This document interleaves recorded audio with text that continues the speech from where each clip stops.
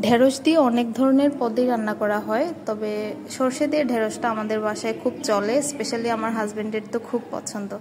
So আজকে রান্না করছি সরষে ঢেঁড়স। প্রথমে কড়াইয়ে তেল দিয়ে আলুগুলোকে ভেজে নিতে হবে। আলুগুলো ঢেঁড়সের সাইজ অনুযায়ী কাটতে হবে যাতে একটা সিমিলার ফরম্যাট থাকে। এবার হলুদ লবণ দিয়ে সুন্দর করে ভেজে নিতে হবে। ঢেঁড়সগুলোকেও সুন্দর করে ভেজে নিতে হবে। আমি এর মধ্যে কয়েকটি গোটা পেঁয়াজ দিয়ে দিচ্ছি, এতে হচ্ছে সেদ্ধ সেদ্ধ থাকলে খেতে ভালো আসে। ভাজাভাজির মধ্যেই অর্ধেক কাজ শেষ। এবার কড়াইয়ে তেল দিয়ে পেঁয়াজ দিয়ে দিলাম। পেঁয়াজটা একটু নরম হয়ে এলে দিয়ে দিচ্ছি হলুদ, লবণ, মরিচ আর ধনে। যেহেতু সরিষা দিয়ে রান্না করব তাই সরিষার মধ্যে জিরাটা অ্যাভয়েড করে সরিষা দিয়ে দিলাম, কাঁচামরিচ দিয়ে দিলাম, দিয়ে এগুলোকে কষতে দিয়ে স্বাদ অনুযায়ী চিনি দিয়ে দিলাম। এবার আলুগুলো দিয়ে দিচ্ছি। যেহেতু আলুটা সেদ্ধ হতে একটু কম সময় লাগে আর ঢেঁড়সটা প্রায় সেদ্ধই হয়ে গেছে, সেজন্য আলুটা দিয়ে ভালো করে কষিয়ে তেল ছেড়ে আসলে এবার অ্যাড করে দিব হচ্ছে ঢেঁড়সটা।